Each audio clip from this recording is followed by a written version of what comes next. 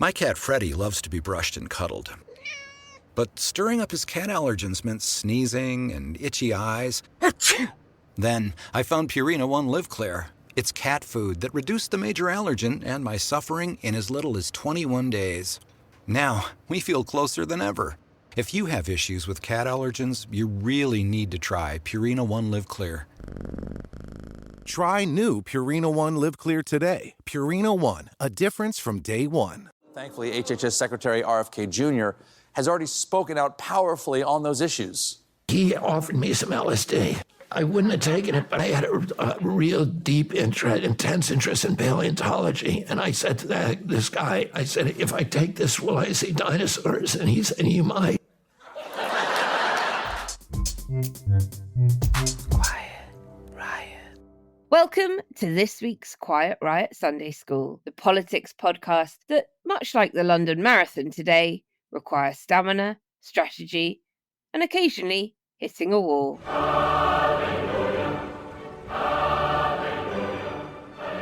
I'm Naomi Smith. And I'm Andreou. If the main show is the sprint through the week's madness, Sunday School is the slow, painful, but ultimately rewarding long run to the finish line, complete with a political cramp or two. How are you, Naomi? I'm good, thank you, Alex, and mightily relieved that I'm not running the London Marathon. How are you? I'm okay. Yeah. Do I need to say that I'm not running the London? I know to look at me, you would think that I've been training very hard, but no, I won't be doing it this year. If any of our listeners are, though, let us know. We'd love to know, and best of luck. No, don't let us know, fucking show-offs. Unless you're doing it for charity. If you're doing it for charity, Oh, do let us know. exactly. Today we are going to be pacing ourselves through two big stories. First up, Rachel Reeves has been in Washington negotiating what she hopes is a breakthrough economic deal with the Trump administration. Though, given current relations, I feel like she's probably doing an uphill run with a headwind rather than a fast finish towards the red tape at the end. What do you think? Oh, which is why the briefings have been quite surprisingly chipper. I don't completely know what to make of it.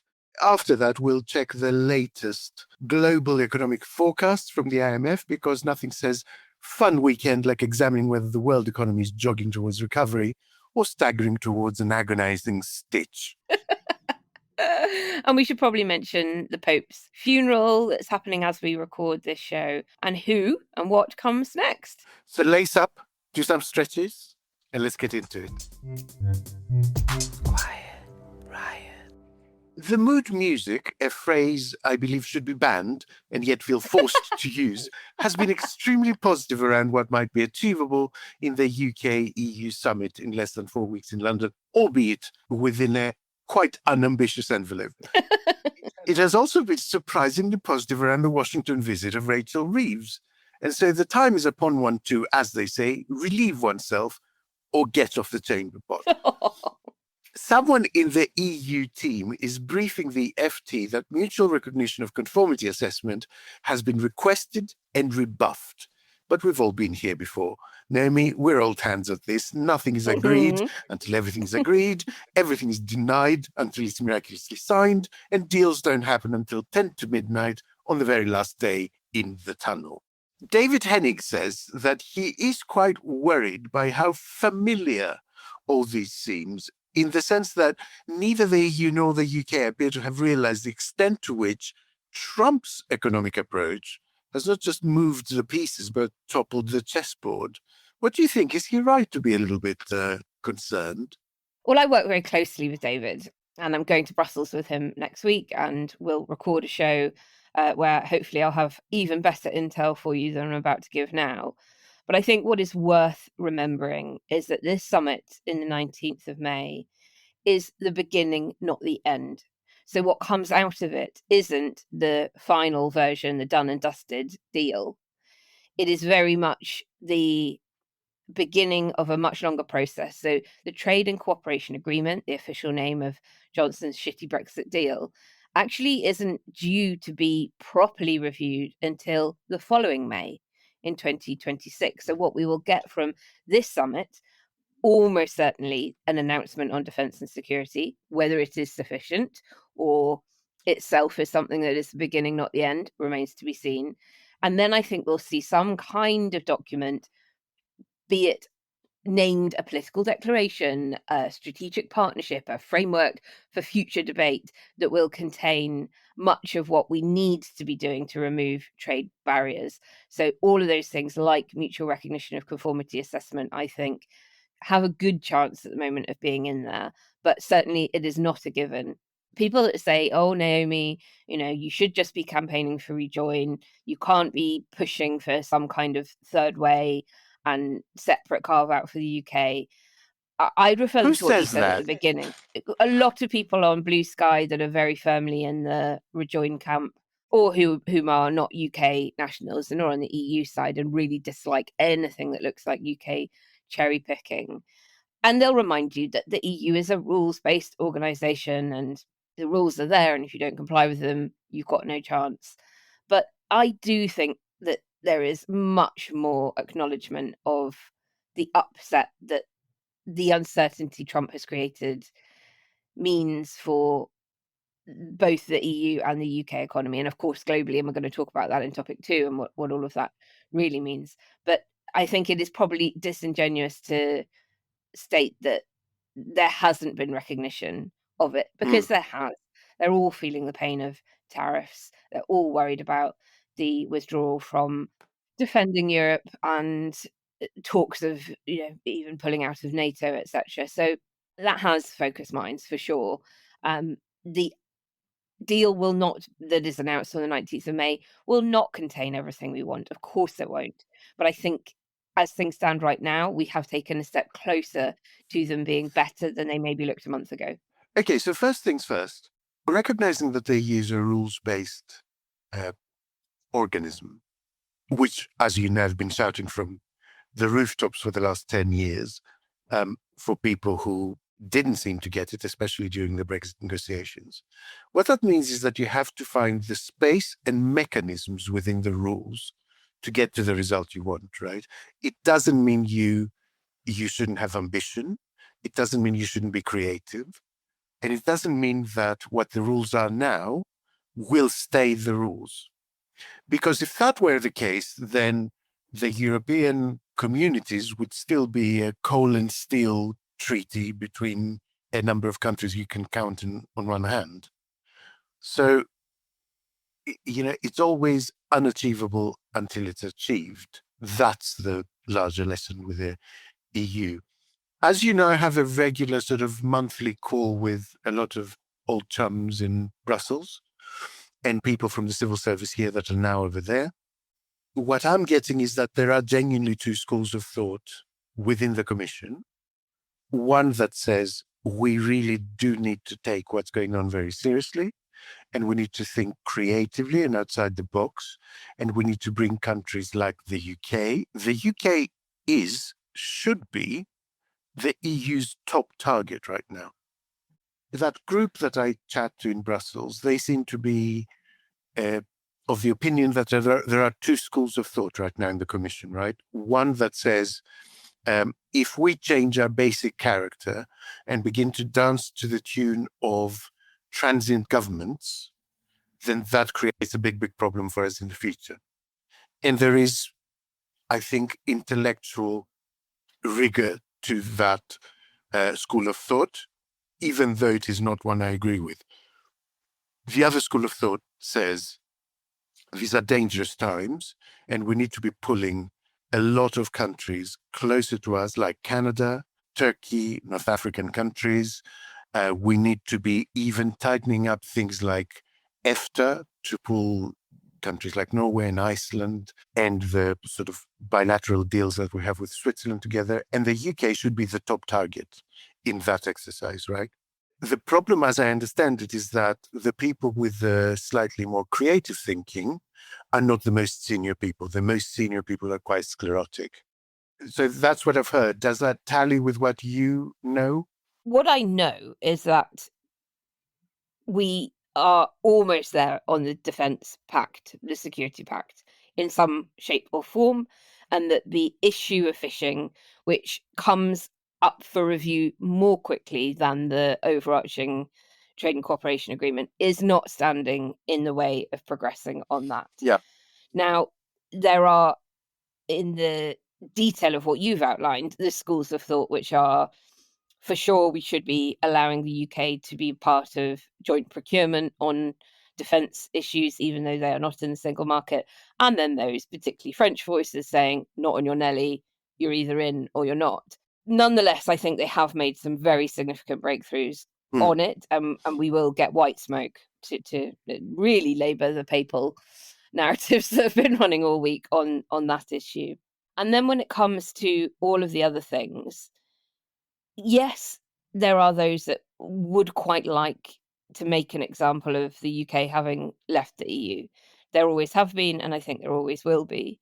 Look at the pain you will suffer if you too choose to break free from us and go your own way. But I do think they are very much in the minority, and that what we're beginning to feel is a more grown-up approach to the real pain that the EU is. I mean, and look, we're going to talk about the IMF figures soon, but in aggregate, IMF figures not great for the EU, and the UK slightly outperforming them. They feel the impact of tariffs, and they know that closer alignment with the UK will offer some shielding effect for them on that, and that this is a negotiation that does require movement on both sides. So I am more optimistic this week, and we're going to talk a bit about why some of that is as we go through the show. We've had a really good week as sort of pro-European voices that want the UK and the EU to have a much closer relationship, and member states individually, I think, are moving quite rapidly and will begin to put that pressure on the Commission to, notably Germany, which really is, after Ireland, our sort of strongest ally in those negotiations for bringing the UK closer into that tent. What I find interesting is that I've also heard the sort of slight briefings that France is saying no to various things. I mean, I should point out that is very much a Commission technique, right? To say that one of the big countries that have agreed the Commission line is the one objecting, and then the country comes out and says, no, we didn't say that. And that's exactly what's happening. But what I find interesting is that it was also a French initiative, specifically a Macron initiative, this notion of creating a second tier around the sort of very tightly knit Eurozone that was a little bit looser, but allowed for a lot of this stuff to happen. And so I wonder why, if the briefings are correct, they have moved away from that so rapidly, especially at this moment geopolitically, which seems to make very little sense. Well, I mean, look, they've all got their own domestic elections happening over the course of the next few years in the run-up to the UK's own general election. So there are always those pressures on member state leaders within Europe, and they have to represent those, as faithfully as they can when they go to the Commission. But without question, Britain remains one of NATO's foremost military powers in Europe, and with the highest defence spending among European allies. And it does have critical assets like a nuclear deterrent and very advanced arms manufacturing. And I think, unlike 2017, which is again the period of time that the detractors of what Best of Britain campaigns for will level at us is, oh, but remember, all of this was rebuffed back then. But unlike then, issues like our military prowess are a really big key consideration for the Commission.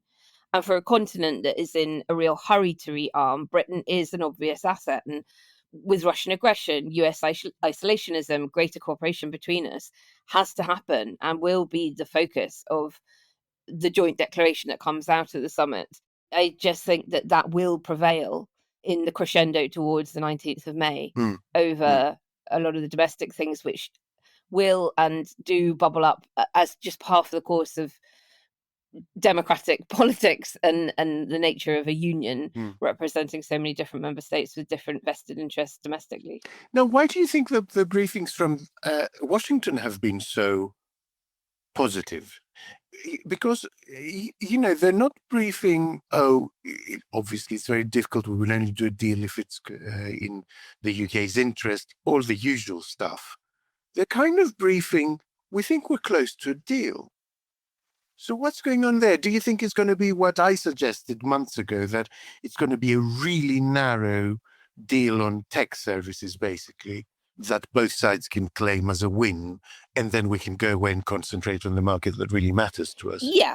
I mean, look, just being very, very clear for listeners, it is not going to be a free trade agreement. It is absolutely not that. No one's talking about that in any detail. I mean, they weren't from the start. They weren't from the start. The last government failed to get one. They signed a few memorandums of understanding with a few individual states within the USA. This is a narrow economic deal that appears to focus on tech. Our Online Safety Act maybe giving some exemptions to US tech firms on that kind of stuff. This is what we sort of call active divergence from the EU. What has happened since we left the EU is passive divergence in some areas. We ported over the bits of EU law we wanted to keep on the UK statute book through the retained EU law bill. But that was a snapshot in time of the laws that existed in Europe at that date that up until we left the EU, we had been following. But of course, the EU is constantly updating its regulations, the laws by which you have to comply to buy and sell within the single market.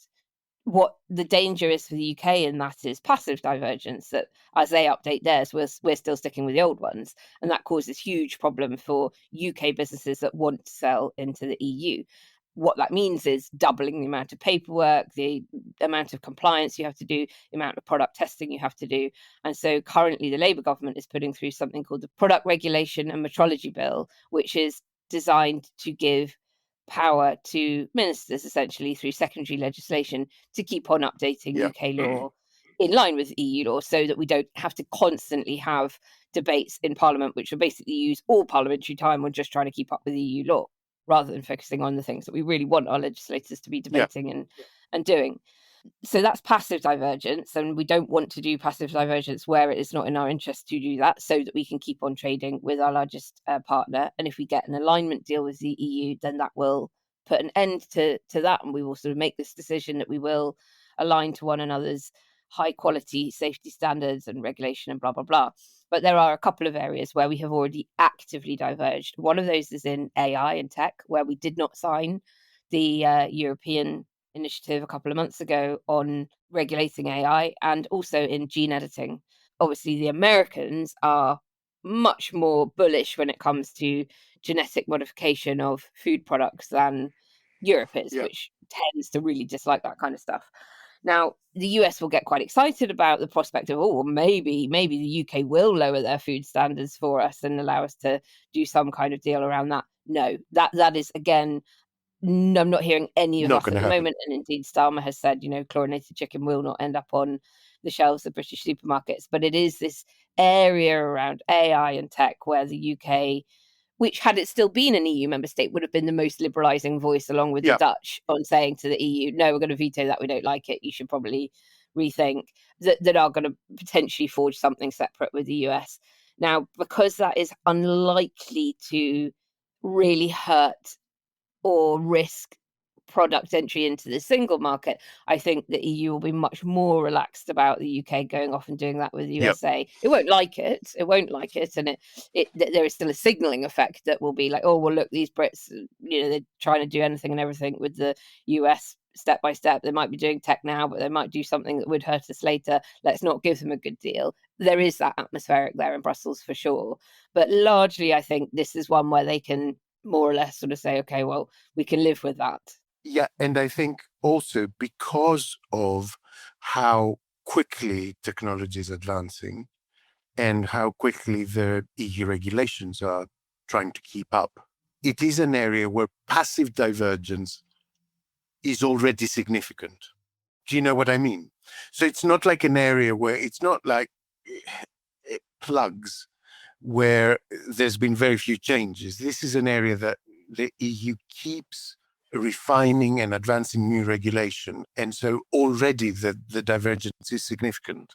I've also heard consistently from a lot of sources, and so I wonder what your read is, that apparently the UK is maintaining both positions very positively ahead of the local elections, after which the UK will make its intentions slightly clearer. Have you heard that? I've heard it, but not from anyone sort of serious in and around government. I've sort of mostly heard it from commentators and political speculators. I'm not sure it's that joined up to the local elections. I'm really not looking forward to those and the media narrative that will follow when there is an inevitable big boost for Reform UK, and all eyes, Yeah, of it's course, going to be will a be on. bloodbath. I mean, everything It's points going to to be a bloodbath. bloodbath, yeah.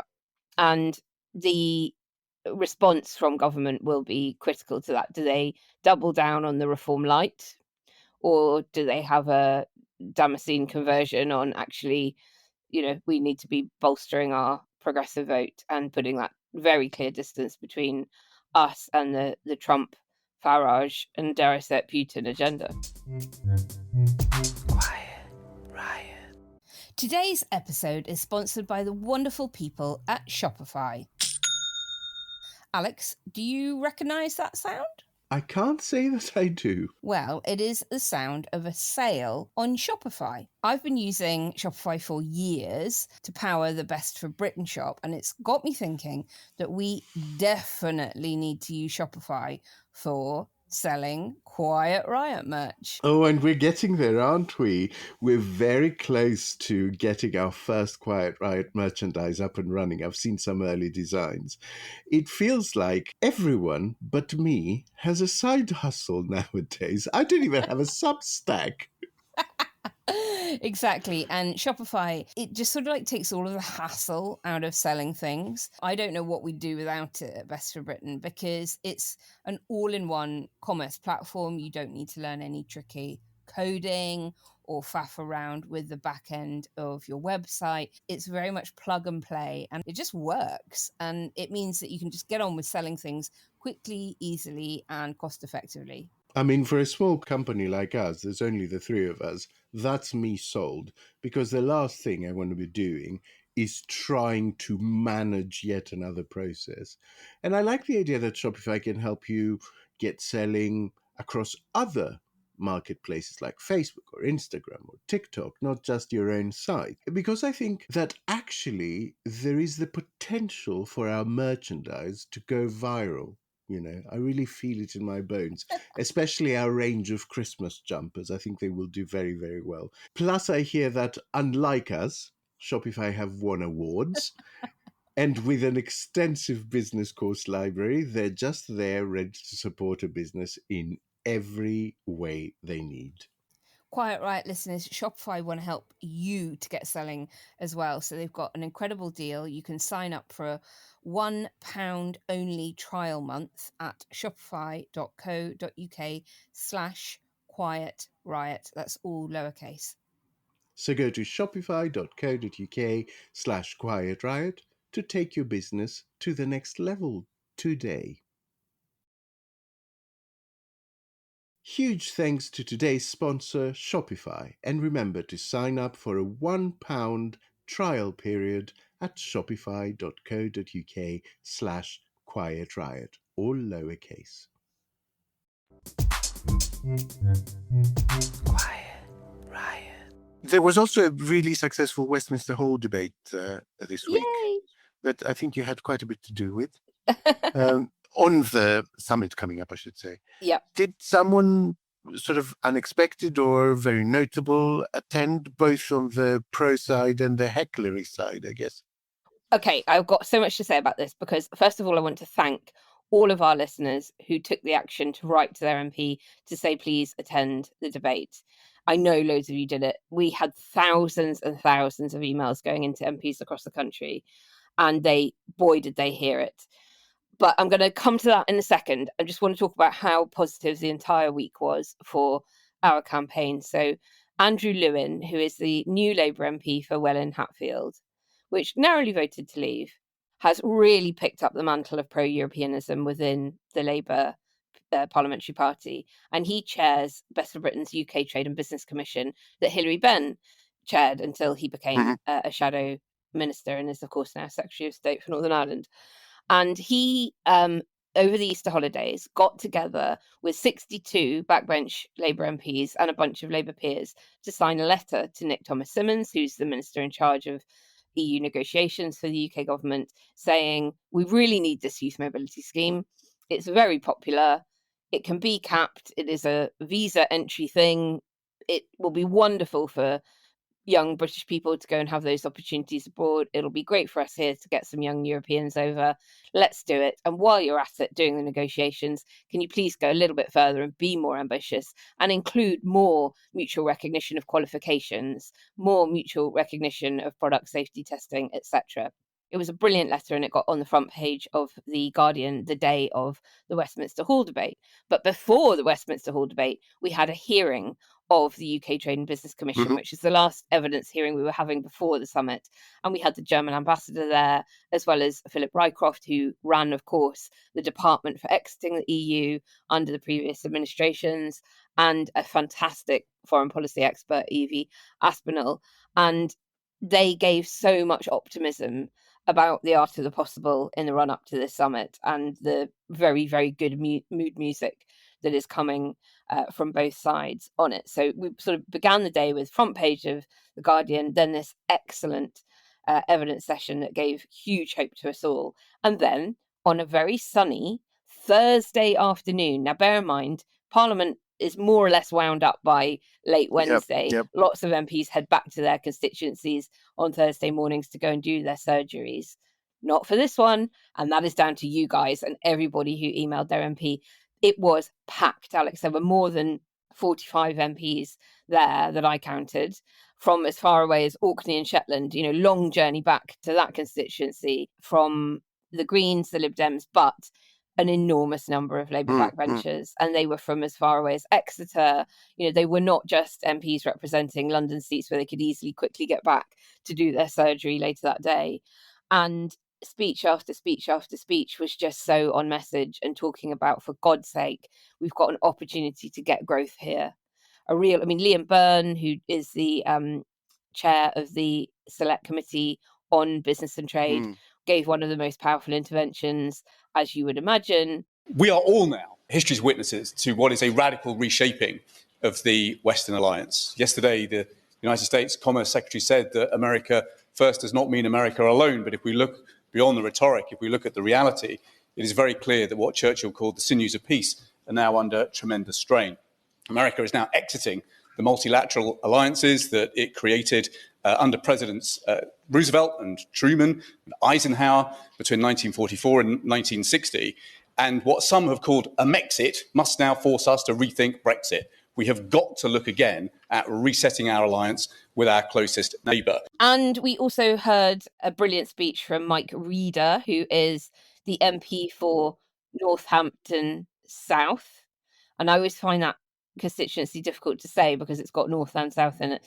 And he said it's a real benefit to the UK to be able to export our professional services globally.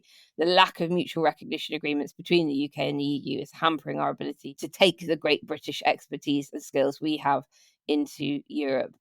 So going even further than talking about agri-foods, SPS agreements, youth mobility, all the stuff we've heard about forever and ever, he then also reminded the House, we are a service-led economy. Let's get a deal on services too. So absolute props to him for a barnstormer of a speech. From a personal experience, I worked in the construction sector all my life, and I was very fortunate to work on a number of projects across the EU, the Ellinikon regeneration in Greece, major airports in Poland, the Dublin Metro in Ireland. And one of the real challenges we had is mutual recognition of professional services. And professional services is one of the 8 verticals in the industrial strategy. It's a real benefit to the UK to be able to export our professional services globally. But the lack of mutual recognition agreements between UK and EU is really hampering our ability to take the great British expertise and skills we have into Europe. And, architecture is a great example. The Conservatives tried to get an agreement through the TCA of matching up architecture, but it still wasn't achievable. So we have UK architects unable to work fairly and on an equal playing field with EU architects in the EU. It's an absolutely crazy situation we're in. They were all saying the same thing. Of course, it's a no-brainer to do the youth stuff. Let's just crack on with that. But for goodness sake, we need growth. Growth is on the table. And the other partner with whom we're flirting is so unpredictable that it's not worth the paper it's written on, even if we do manage to do something with them. So let's just double down on getting this brilliant new deal with our nearest trading partners. So it was incredibly uplifting. From the anti side, there was only really one from Jim Shannon of the DUP, And I think the DUP, just continued to shoot themselves in the foot and not realise what an own goal backing Brexit was, and would much rather the whole of Northern Ireland was in the same situation as the rest of GB, rather than having this sort of rather good deal that they've got at the moment that the rest of GB would frankly quite like. And then Andrew Griffith was the main respondent, because he holds the shadow brief for the Conservatives. And even he was pretty usual and tired in the tropes that he rolled out about not rowing back our brilliant Brexit freedoms. And nobody is feeling freer because of Brexit. So, what a nonsense that was. And then Douglas Alexander responded for the government. And he was very, very positive, to absolute perfection, because he is a consummate parliamentarian with a huge amount of experience.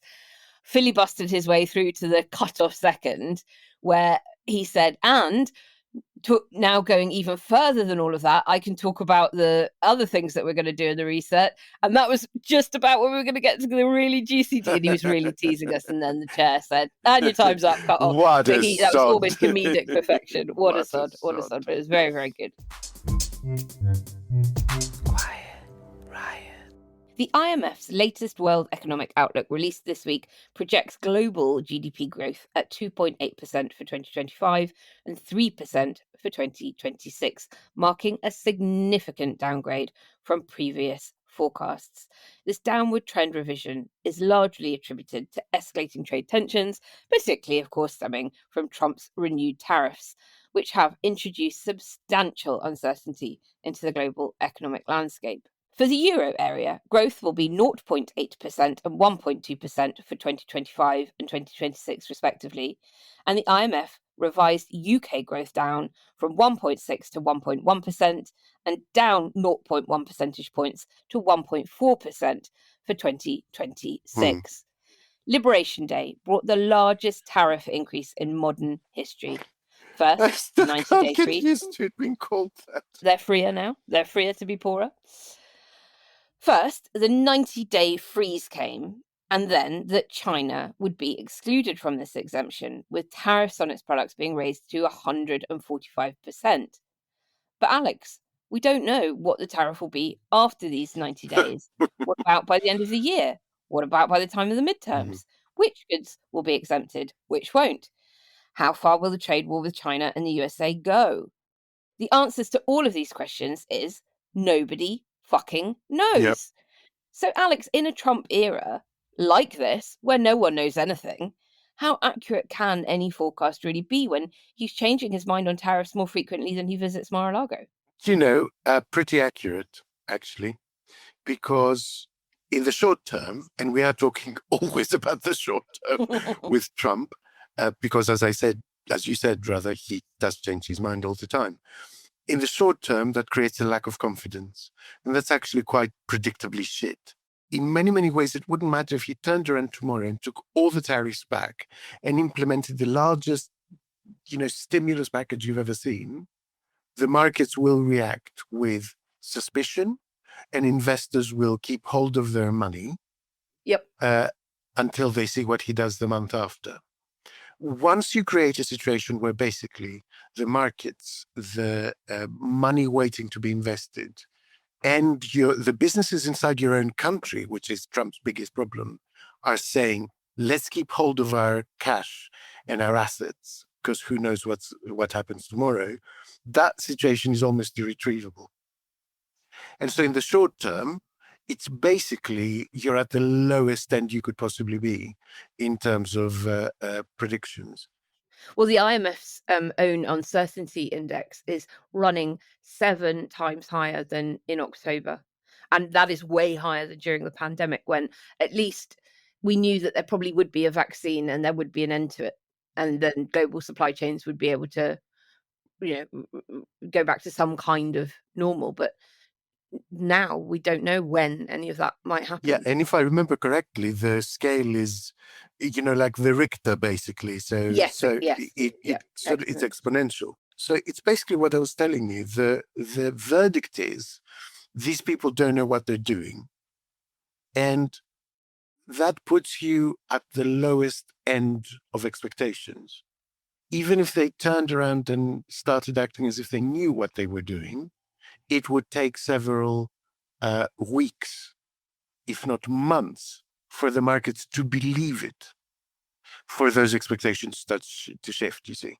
Right. So what you're saying is that when it comes to economics, uncertainty is the bigger blight Absolutely. rather than a very high but definitive tariff. Absolutely Because right. at least then companies can recognize that this is here to stay, reorganize their production chain, consumers can switch to a different product.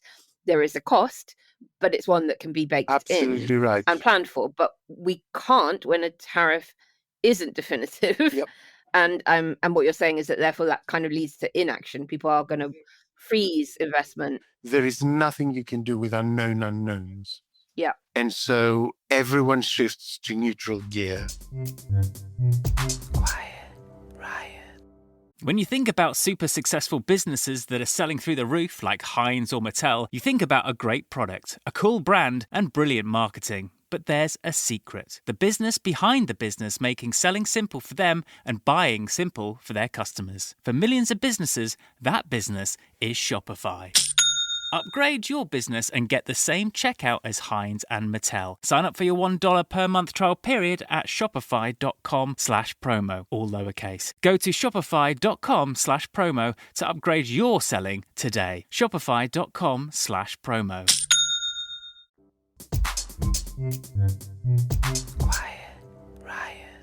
I heard that according to some accounts coming out of the White House, the US Treasury and Commerce secretaries were only able to persuade Trump to freeze the recent tariff hikes because Peter Navarro, his economic advisor and, as we know, tariff ideologue for many decades, happened to just be in another room at the time. I mean, if true, that's what we're dealing with now. At least some sensible people trying to manipulate Trump when his buddies aren't looking. So my information is not that he happened to be in another room. My Really? information is They that locked him in another that he was literally, the meeting was arranged in order for Navarro not to be there. So basically, Trump was cornered by Bessent and Lutnick. They had arranged it to access reports with his office without putting it in his diary so that no one would know they would ambush him, and stayed with him. So they bullied him into saying, okay, I'll pause them, and stayed with him until he sent out the truth post to say it. They stood over his shoulder as he typed. Wow. To say it. And if that doesn't scare you, I don't know what can. Wow. I mean, next they'll be slipping laxatives into Navarro's coffee so that he definitely can't make the meeting. Yeah, I mean, yeah, it is incredible. Volatility used to mean a surge in demand for government debt, but we are now seeing the opposite happening. The price of US bonds has fallen since so-called Liberation Day. And of course, that means there is a sell-off of them. Investors are shifting them. So, Alex, in other words, markets just don't believe that the US government debt is a safe asset anymore. No, markets think the US in general is in trouble. That's what markets think. They think the US is in trouble. They even think the dollar is in trouble. We are seeing movements against the dollar that I don't think I've ever seen. And I don't mean in terms of price, although, I mean, I think last time I checked, the pound was $1.35, which I haven't seen in years. But it's not just in terms of price, it's just in terms of the movement. So people are basically trading dollars as if it's a volatile currency, the same way they would trade the euro around the Eurozone crisis, or the yen sort of 5-6 years before that when they were targeting Japan. To what extent is that because, given how much of it is held by China, and China and the US are now in a trade war, that if China wanted to be, particularly mean back to the US, it could shift a lot of that currency itself, and that would have a very depressing effect on the value of the dollar. Is there sort of some speculation that because of China's hold on the currency that it is very volatile? Yeah, I think if China were to manipulate something, they would concentrate, and probably are concentrating slightly more on manipulating the bond market. So because they also own a lot of American debt, they would keep the dollar value high for obvious reasons, so that the debt they hold is worth a lot of money. So I mean, obviously, there's going to be some manipulation, but I don't think it's the main reason. I think the main reason is a genuine lack of confidence. There is a real worry, not just that he doesn't know what he's doing, because no one really thought he knew what he was doing before, but there is a real sense that he doesn't have anyone decent advising him, and he's not listening to advice even when he does. Without, I guess, the safety catch of Congress and Senate occasionally standing up to him, because in his first term, like when he did proper nutty stuff, the Senate did push back and made things difficult for him. And now he doesn't even have that. And, yesterday they just arrested a judge for obstructing immigration. If this were anonymized data that a political scientist was looking at, not knowing which country it referred to, it would look like a sort of developing nation that is having real issues and looks like it's sliding to dictatorship. Like all the signs are bad. Let's go back to China. I am old enough to remember double-digit GDP growth for China for the best part of a decade. Well, for quite a long time. Yeah. I mean, certainly it was in the high single digits for a very long time. But if we're looking at kind of permanently slower China, what impact can that have on global issues, global supply chains, maybe even Britain's own growth hopes? I mean, look, the growth in China was always going to do this, right? Their only way out that they identified very, very correctly was to stimulate domestic demand. That was the only way to maintain the sort of highs that we were seeing back then.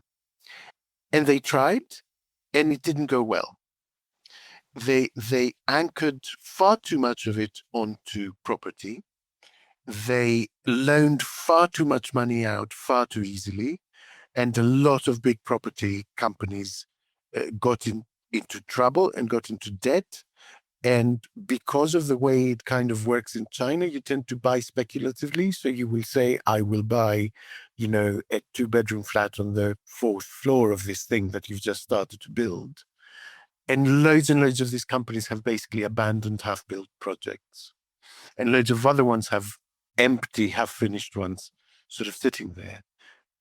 And the Chinese government has been feeding money into the industry to kind of smooth the curve. But it is a curve that's going downwards, and it is a curve that's caused a lot of trouble to consumers and a lot of private debt to be out there, which is not something that a country like China, that is not liberalized, is equipped to deal with, right? Where are the people that are in such deep debt going to make the money to pay back that debt when the entire economy essentially functions on government subsidy?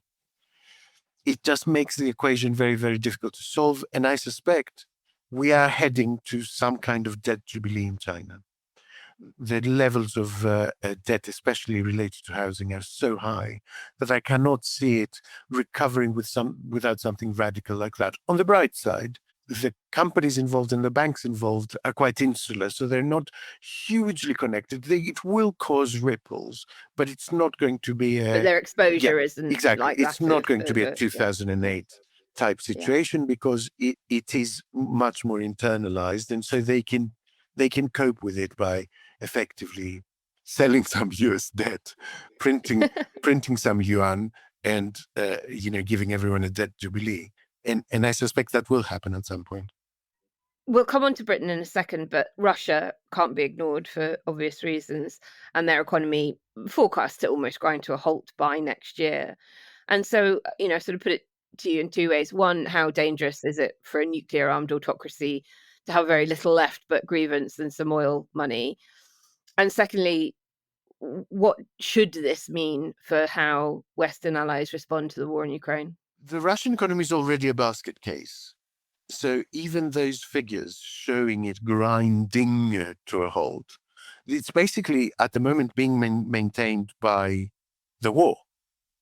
Because everything, every industry has been pulled into the war effort and they're all manufacturing effectively gross product that is war related. And so that's the only thing that's keeping it looking even vaguely afloat right now. I suspect if you removed all of that, it will have been shrinking for a couple of years significantly.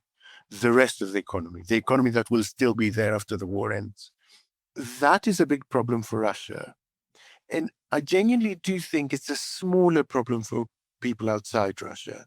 We tend to think of superpowers, especially their nuclear arsenal, as if it's something that kind of is perpetual, immortal, lasts forever, requires no maintenance. And it's just not like that. It requires constant maintenance. It requires renewal. It requires, testing. It requires a skilled staff to operate it. So it will degrade, is what I'm saying, over time. Their capacity as a military power, if the economic situation remains as it is, will begin to degrade quite rapidly. It has already started to degrade quite rapidly. We know that one of the reasons that their initial attack in Ukraine was so phenomenally unsuccessful and miscalculated was that basically the army did not expect for anything like this to happen. So they were literally stripping jeeps and tanks for parts and selling anything that wasn't nailed down. And so when the call came out to go and fight a war, they were using potato bullets. It's difficult. And giants like that, you always have to be very wary of their spasms. It's in a dire situation at the moment. And but for Trump, if it were a different president, it would probably be the one saying, can we talk about a ceasefire? Quiet Riot. Ryan Reynolds here from Mint Mobile with a message for everyone paying big wireless way too much. Please, for the love of everything good in this world, stop. With Mint, you can get premium wireless for just $15 a month. Of course, if you enjoy overpaying, no judgments, but that's weird. Okay, one judgment. Anyway, give it a try at mintmobile.com/switch. Upfront payment of $45 for 3-month plan, equivalent to $15 per month required. Intro rate first 3 months only, then full price plan options available. Taxes and fees extra. See full terms at mintmobile.com. Quiet Riot. Right, let's get on to home. Latest figures put our GDP growth this year lower than Canada, lower than the US, but above Japan, France, Italy, Germany, and the Eurozone in aggregate. But the IMF also pointed to the UK as an outlier alongside the US, where inflation is predicted to increase by a percentage point compared to the January forecast. Where does this leave our Chancellor, Rachel Reeves? These things are comparative in nature. Chancellors get punished or not punished, firstly on how the economy is performing internally, but secondly on how it's performing comparatively. Voters are actually quite wise when it comes to this stuff, and we saw that during the pandemic. No one went, oh my God, the economy has shrunk by 7%, and suddenly we're going to vote for a different party. Everyone understood what was going on, and I think everyone understands what's going on with Trump. So there is a recognition for sure in people's minds that these are very difficult circumstances, and Rachel Reeves will be judged on how well she does against that framework. The problem remains, what the problem is always with this government, that there is not enough of a narration, there is not enough of an explanation of what's happening now, what's happening tomorrow, and where we're going to in 5 years' time. And they really just need to get better at that. There is like no getting around it. Someone like Rachel Reeves, unless she can build some personal credibility, unless she can convince some people that she knows what she's doing and she's doing a good job, it doesn't matter. The data doesn't matter. At the moment, everyone hates her. I don't know if it's even recoverable, because they haven't done that job. They've basically done economics. They've done governing, they've done administering. They haven't done politics. Why are they not outside that blast furnace in Scunthorpe every Right. single day with a big Right. photo op. Like that is just crazy to me. They're very quiet about the good stuff that they do, or they move on to the next thing the next day, and that is not what political commerce is about. You have to reinforce the message over and over and over again, and the right are much better at doing that. I just don't understand. I mean, yeah, some of the right are much better at doing that. I mean, the Conservatives at the moment are terrible. Yeah, I just don't understand. I don't understand what the comms strategies at all. I just don't. It's like they've decided that they're going to take a massive hit in the first 2 years, and then they'll sort of do an all-out campaign when everything's turning around, the results are getting better, and convince everyone that they've done a good job. It doesn't work like that. It does not work like that. It is much easier to convince someone of something that they kind of think already than to convince them that the opposite of what they think is true. So before we wrap up, we should pause to reflect on the funeral of Pope Francis held today in Rome as we record. Beyond the solemnity, it is served as a rare moment of global convergence. Indeed, leaders from over 130 countries attended, including Trump, President Zelensky, Starmer, Prince William. Pope Francis's choice to be interned at Santa Maria Maggiore rather than the traditional St. Peter Basilica reflects his commitment to humility and inclusivity, and his papacy did certainly emphasize compassion, social justice, and unity. Alex, what does the Vatican's decision to seat Trump and Zelensky pretty far apart tell us, if anything, about the delicate balancing act of international relations, even in moments of mourning? To be honest, I was slightly more tickled by the fact that they invited Biden at the last minute. That's the one that will really have upset Trump. I mean, he would have expected, I guess, Zelensky to be there.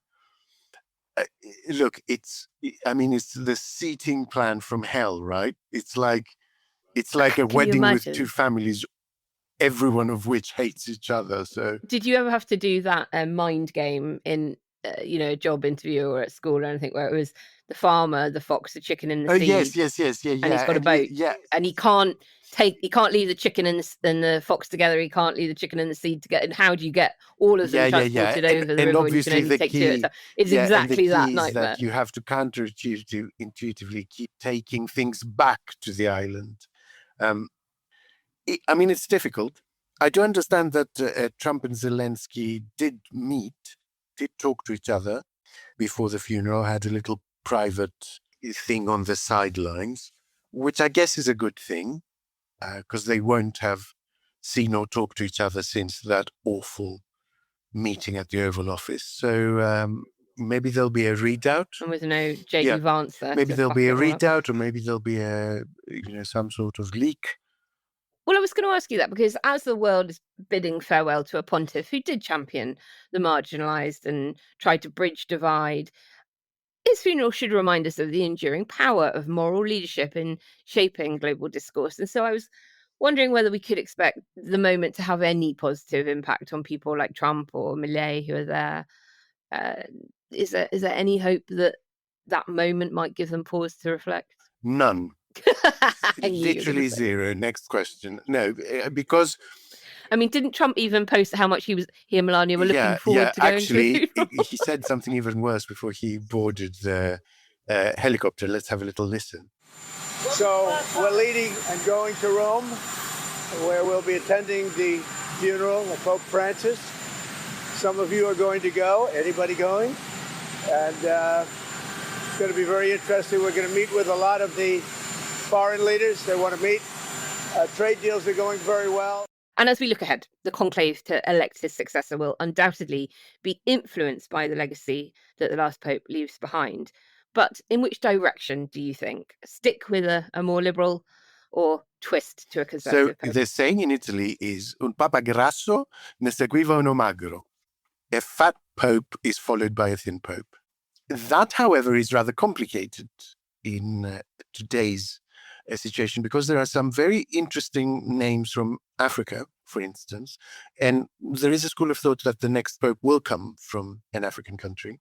because the Catholic Church is growing very fast there. So there is a feeling that maybe they will lean that way. So they could choose someone who is both groundbreaking and appears woke in terms of, look, we now have a black pope from an African country, but is also exceptionally socially conservative. And my gut feeling and worry is that that's where we will land. We will land with someone who, in terms of, smashing a glass ceiling and providing a moment, very much in the same way that, Rishi Sunak was a moment in British politics, even though I did not respect him as a politician, it was a moment. And I think that's what we will end up. We will end up with someone that kind of looks like a move in a very progressive direction, but actually acts the opposite way. We shall see. I mean, Francis was in many ways very, very activist in really stuffing the conclave. Like, the number of appointments he's made in the last couple of years is extraordinary. And because that excludes quite a lot of the older conclave, not that they won't be influential still, they will be, but he's really stacked the deck. The problem is that that doesn't necessarily mean the deck will behave as he expects it to, because he's dead now. So there is no comeback, as it were, if those people turn around. I mean, and the other thing is that a lot of them, not all of them by any means, but a lot of them are very religious. And so I've seen a sort of parade of people, many of whom I completely believe, who say, we will get all together, we will pray for God to show us who should be Pope, and look for signs, and, so that's quite a variable, isn't it? If suddenly the cloud moves out of the way and a ray of sunlight comes in through the window and hits a particular cardinal on the head and looks like a halo, that kind of thing actually can shift a lot of votes. I assumed it always was like that, though. I mean, I'm surprised to hear you infer that some of them aren't that religious.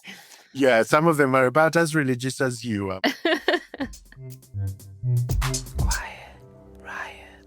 Okay, Naomi, let's leave it there for today's Sunday School. Listeners, thank you so much for tuning in for another accidentally bumper edition.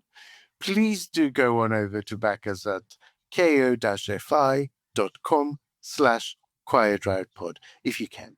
We promise that every single penny goes towards creating the best possible content for you and with you. Yes, because our quarterly editorial meetings are where backers get the chance to shape the show, throw in ideas for guests, topics, formats, and we are very grateful for the input.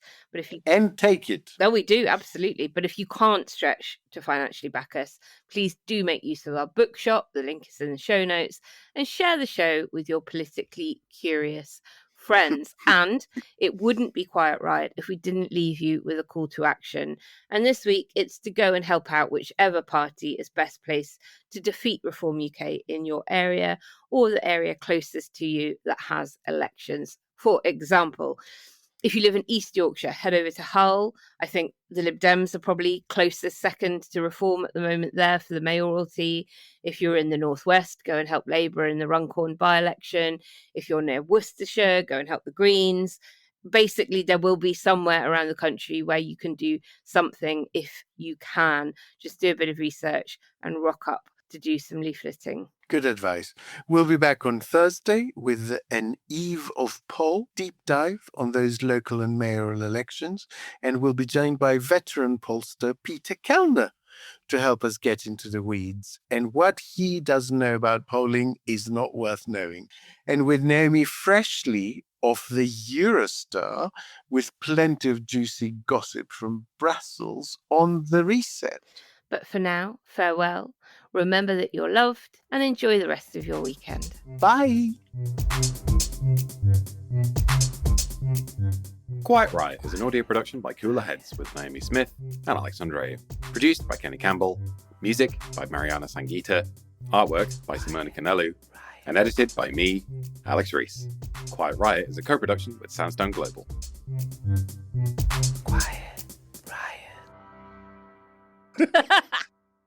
A teeny tiny little addendum from me at about midnight, as I've just come back from the Sky studio where I was doing the press preview, to say that obviously all the papers are full of that historic photo of Trump having that one-to-one tete-a-tete with Zelensky that we trailed in the main show, and that Trump has tweeted since the saltiest attack so far on Putin, saying that he feels let down, that Putin is continuing to attack Ukraine, and some are even framing it as Trump changing sides. We shall see. If his position remains that, by Wednesday, Thursday, we'll be talking about it in the main show. But let's see if it does, because he might wake up tomorrow and post something completely different, especially as he will, by that point, have the influence of those around him that seem to be guiding the policy in this area, especially J.D. Vance.